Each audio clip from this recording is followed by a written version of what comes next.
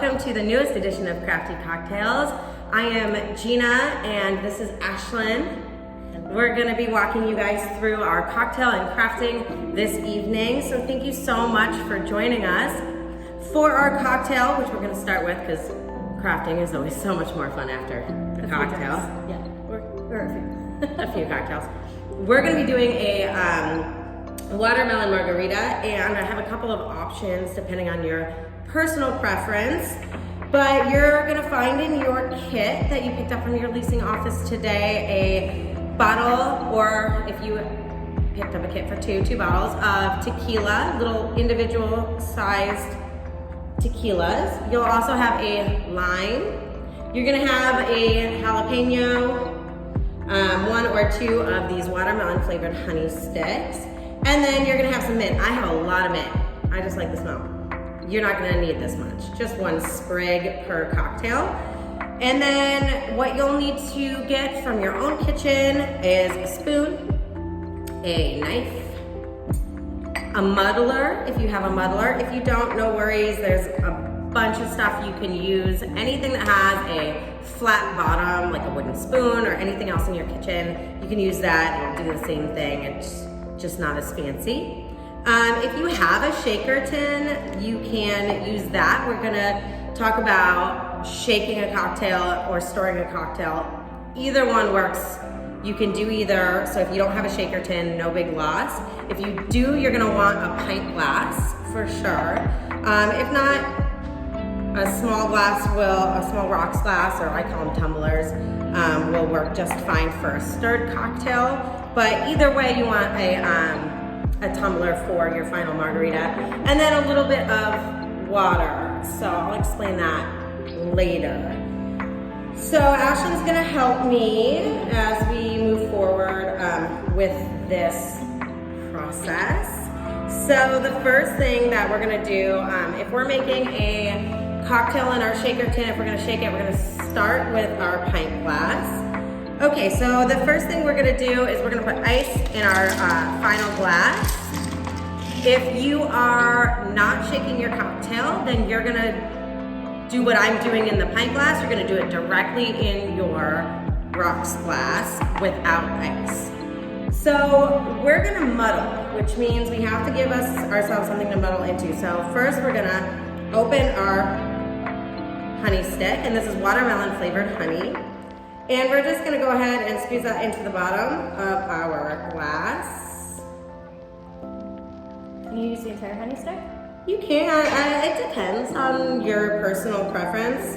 If you like it to be a little bit of a sweeter margarita, use the whole thing. I personally enjoy my margaritas a little more acidic. I like the tartness, so I would use a little less honey personally.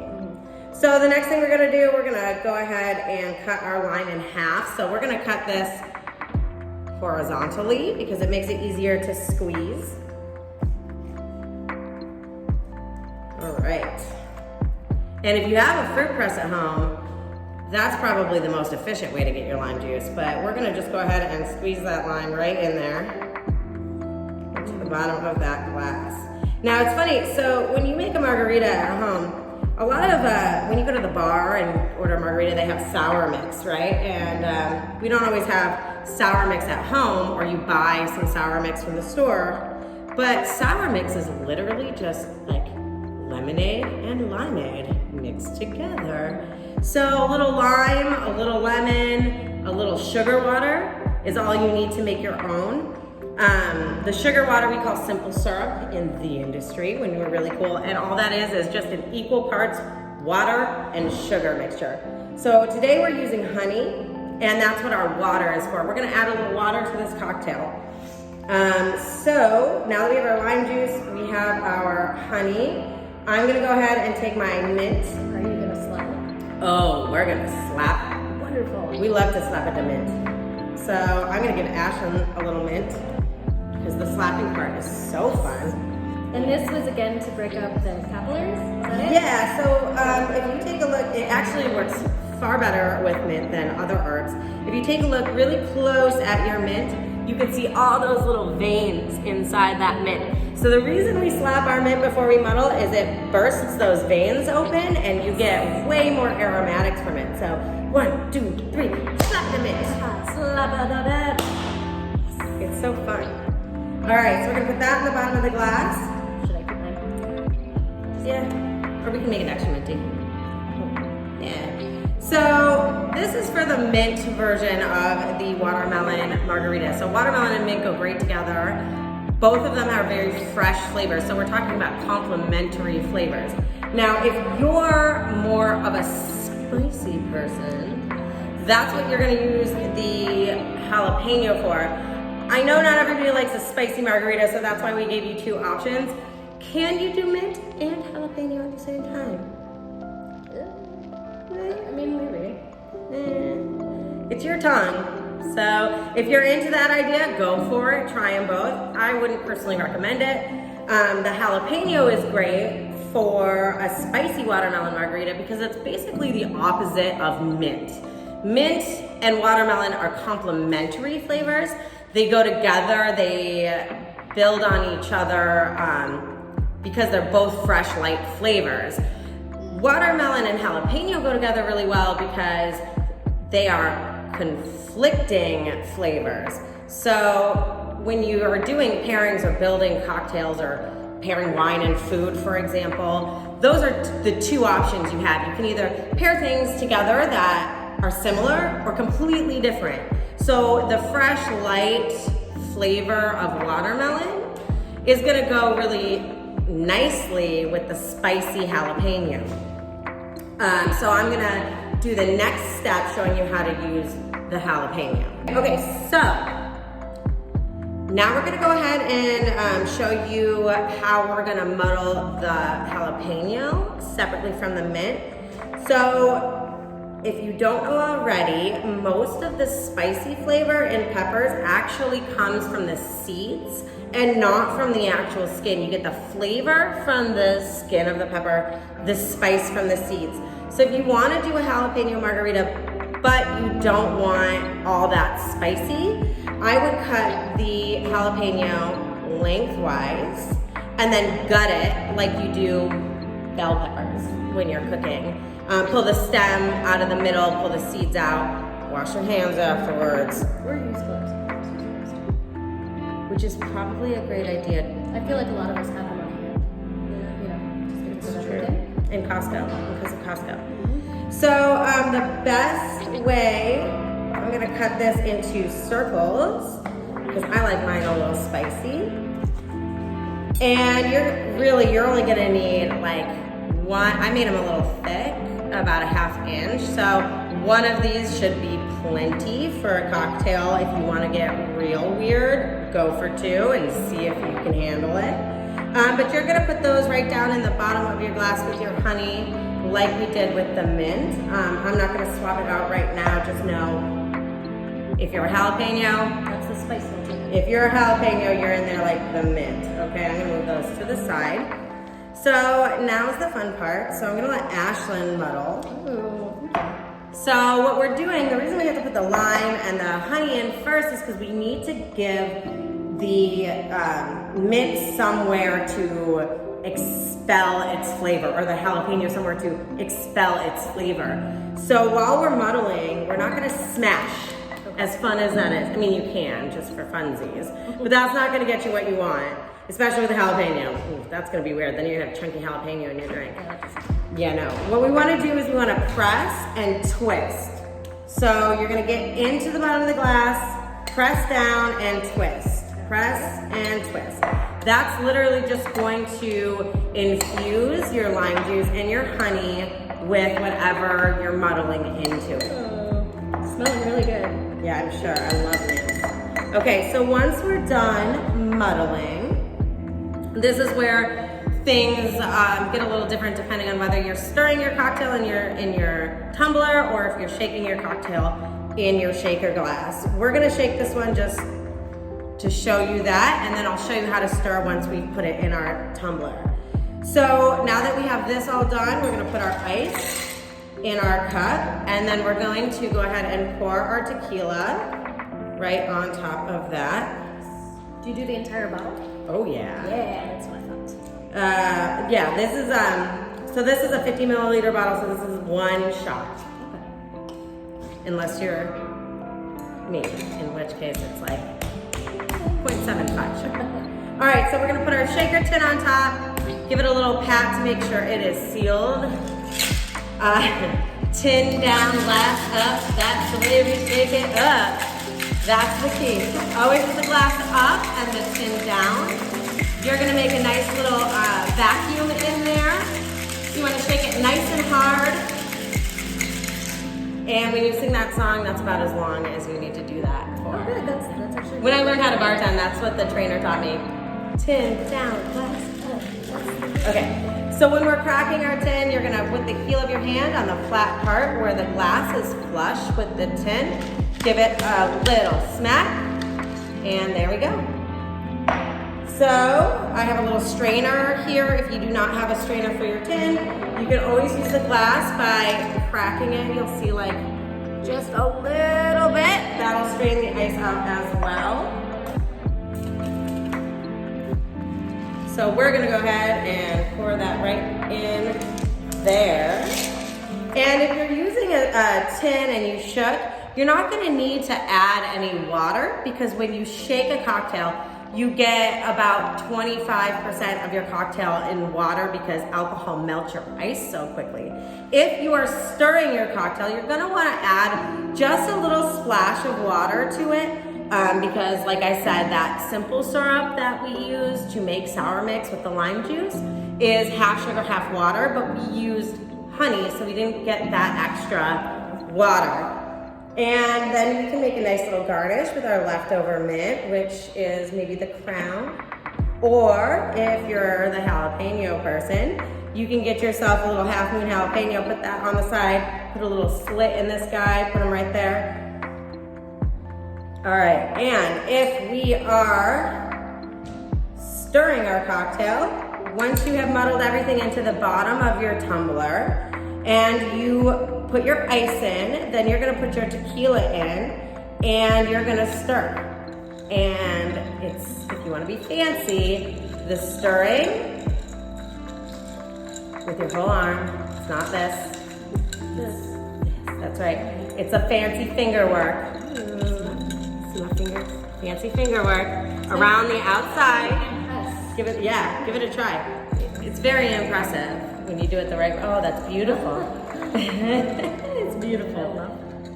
So, we have our margarita cocktail. Oh, smell that. It smells it smells delicious. So let's go ahead and give it a taste.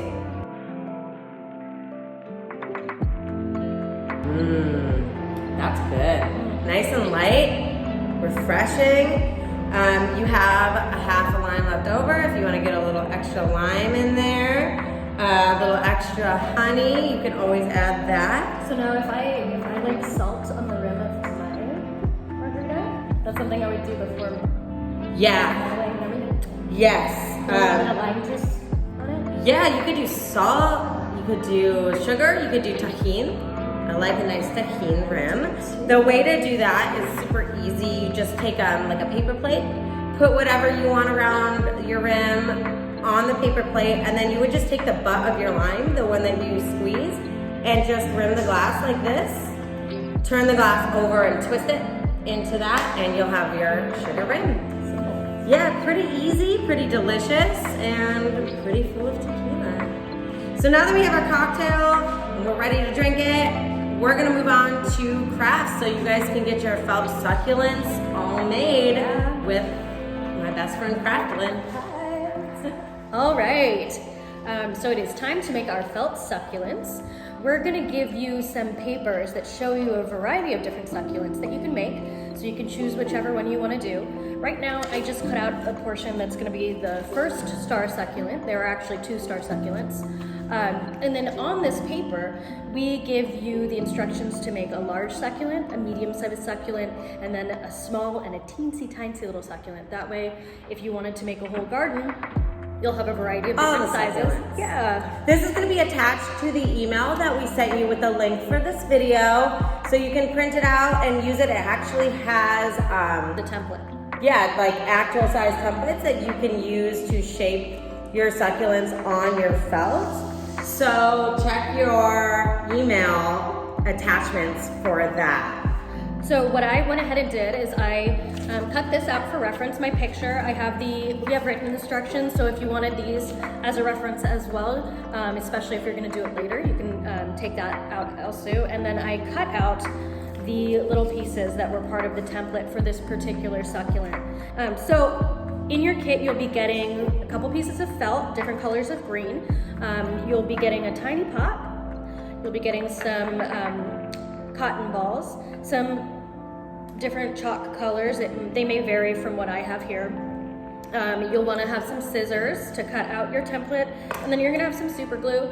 Hot glue works really well too, so if you have a hot glue gun, I'd recommend that. Super glue, you want to be really, really careful not to glue your fingers together, or you want to make sure that you have something underneath on your countertop, that it's okay if you get a little bit of glue on there. So just be cognizant that it is kind of a super gluey. Yeah, it's a little bit tougher glue. So what I would do first is pick out your succulent. I've done that, and so I've also decided to do the medium size. Medium actually works really well for these little pots. The large is going to be too big for these ones. But as I said, you have the template to do all different sizes, so if you wanted to make this into a bigger arrangement, you can. I've seen them done as wreaths that are really cute. For Easter baskets, you can stick them on the side, even like little kid corsages or something. They're really adorable. That'd be so cute. For like a little suit. Yeah, it's really cute. I also heard you have stuck them on picture frames. Yes. So if you wanted, you could get like a dollar store picture frame, or even if you wanted to make a picture frame, you can do popsicle sticks, and then using coffee to dye popsicle sticks into a darker brown is actually really cool. Ooh, that sounds like our next crafty cocktail. I know. Craft. So you can pour like a pot of coffee, put the popsicle sticks in there. The longer you leave them, the darker they get. Yeah, so that's another thing that you can do. So right now we're just going to do this one single little pot. I have taken this color green that I've chosen, all right, and I've gone ahead and stenciled the leaves that I'm going to be using according to what it says on here. So for this one, I have the small size. I did 4 of those. For the medium size, which is labeled B, I have 3, and then 3 of the large sizes as well. And then after we do this, I just trace them out with chalk. You can trace them with any sort of marker if you want. If you're using something that's more permanent, I would turn the leaves over when we're using them, because we are going to color the leaves also. And then you're going to take your trusty scissors. Wait, didn't you tell me you could use eyeshadow too? Oh yeah, you can. So if you have a particularly happy shadow. Yeah, so you can go online and look at succulents, because succulents are beautiful the way that they blend. There's a lot of like green, blue colors, purple colors, pink, orange. And I know you have an eyeshadow in the back of that drawer that from when you were like 16 that is some vibrant blue that you never use. Yeah, so you can play around with that. So if you do have eyeshadows, they're fantastic for making the succulents. We just added in some chalk just because that's easy also. I would stay away from something like markers, just because they don't give you that blended look that a natural succulent does have. So something that is more powdery is definitely better. So I'm gonna go ahead and cut out all of these different sizes, and we're gonna go forward in time, and I'm actually gonna cut these out, so you don't have to add all of this in. This is kind of like when you're cooking and like all of a sudden the roast is done and it comes out of the oven, you know? Yeah, so just bear with me and I will cut out these pieces, okay? So Ashlyn's gonna teach me how to fold our little felt pieces now that they've been cut out. We're gonna do a nice close-up so you guys can see. Don't forget to refer to that attachment that we sent in the email. And I'm gonna do the best I can. I'm literally the worst crafter, so we'll see. We'll see how this goes. It's okay. I'll take the paper, and then you'll have the smaller one. So for all of them, we're going to start obviously from the smaller size of leaf and go out to the larger one. We're making like a rosette, okay? But I'm going to take this large one just so that maybe you can see it a little bit better. We're also going to have the up close ones too. So Gina, you're going to go ahead and take this right in the middle where there's a C on this one. You're going to put a drop of glue. Just a little droppy of gluey. And then you're gonna go ahead and fold this over so that you're making two leaves like this. All right, so it's gonna look like this. Like twisted. Yeah. And then on this bottom edge here, you're gonna put a little line of glue as well. Now be careful because this does, like, you don't need to squeeze really hard if you're using the super glue because it comes out pretty strongly and you don't need a ton of it, okay? So then once you do this and there's glue on this edge, you're gonna go ahead and roll it because you're making the interior of this rose-like shape. Oh, yeah, Okay, I see. You roll it up because you're making that center. Got it, see, like that. Like that, So yeah. pretty. Okay. Perfect. And now, every step from here on out is gonna be the exact same step, but you're gonna be building. So depending on the size that you're making, you're gonna take small, build them until you get to the medium and continue to go outward. Right, so this one's the medium, so I'm gonna put this to the side. So we do a small dot in the middle, and then we kind of twist it, right? Yeah, because you're gonna make, each one's gonna make 2 different leaves. Okay, and then we do a line along the bottom, Right. and then roll it. You don't need to roll it. So the only ones that you're I gonna... told you I'm terrible at crafts. Okay, don't roll it. Just kidding. So after the first one we're making into that little rosette. Everyone after that, we're gonna do the same steps where you fold in half, you put it along the bottom, but then you're going to go around that little rosette and build outward. Clearly. Because otherwise you just have a whole bunch of like little tiny middles Yeah. and no outside. Yeah, but that's what, you know, I didn't This even is why we need Ashlyn to be here to teach me crafts. I can make cocktails, but felt succulents, that requires a little. So here's my middle. So now I'm gonna glue this like this, right? And wrap it around the outside. Okay. Exactly, and then you're gonna continue to build out around until it opens up into Got a it. big So circle. we'll do the first step with the dot in the middle, twist it, and then roll it around our little middle bud until we have the big one. Right. Got it. Okay, awesome. So you have your rosette, and it's cute. I know, I love it. And you have your first double leaf. Okay, and then we're gonna do another one. So same thing for the medium, yeah? Just one in the middle. And then we kind of twist it like this. That's right. Okay. And then my hands are getting sticky. Yeah. Crafting, it's dirty work. Let's put a little on the edge. Am I doing this right? Yep, that'll be right. And then you're gonna go ahead and put that around. Twist it around. Good job. I'm killing it. Yeah, you are. And you said you weren't good at crafts. I'm That's not. Awesome. So a testament to Craftlyn over here. Yeah. Cool. And then we'll do the other medium one around the other side. Okay. Yeah. So you'll keep going until you're done and you've done all of the small, medium, and largest. And then we'll go ahead and fast forward to what it's gonna kind of look like at the end, okay? Cuties. Yeah, I love it. Okay, so for our last step, we brought in our beautiful assistant, Adeline. Say hi, can you say hi? Can you say hi to the people, Adeline? Hi. Adeline is gonna help us pot our succulent. So once you have put all the small ones, all the medium ones, and then gotten your big ones around, following the steps we just showed, it's time to put it in the pot. So Ashlyn's gonna help Adeline do that for us. So Adeline, can you go ahead and put some of our cotton balls in there? Yeah? Yeah. Perfect. Now this is such a tiny pot that the cotton balls are just filler and you can go ahead and glue onto the cotton. If you're gonna do a larger pot and do a variety of different succulents, you can get rocks or like pretty glass or something like that, just so that it looks like more of an actual like planted succulent garden. It's so pretty. It's a million of it. Yeah. Good job. So then we're gonna go ahead and stick our finished succulent in there. Okay. Oh, it's so cute. And then we're gonna take our chalk. And baby, do you see how I colored the edges of those leaves right there? Yeah. Yeah, can you work and do the other edges as well? Yeah. Okay, so go ahead and color the edges of the leaves. Oh, that's perfect. I love that. Cool. And then you can use pictures. Here, let me see. You can use pictures of succulents as references so you can see, like, you know, sometimes the tips are what's colorful, sometimes it's the underneath portion. Sometimes there's just color in the middle. But, You can, but not everything. yeah, not everything, just little bits here and there. So that's why it's nice to actually look at photographs. And eat popcorn and delicious treats. Oh, we need popcorn? Popcorn and delicious treats while we do this. Yeah, popcorn actually would be really nice to have while we're doing this.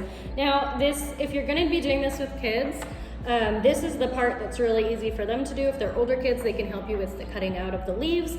The felt's a little bit tough for her to go ahead and cut out, so I did this for her. And then she's great at the coloring in and filling in, or if you're gonna do like a wreath or a bigger planter, she can figure out where they go, but definitely be careful with any types of glue, the super glue, or if you're using hot glue is definitely. Yeah, I have fuzzy fingers. Yeah, so you gotta be really careful with what you're allowing the kids to do.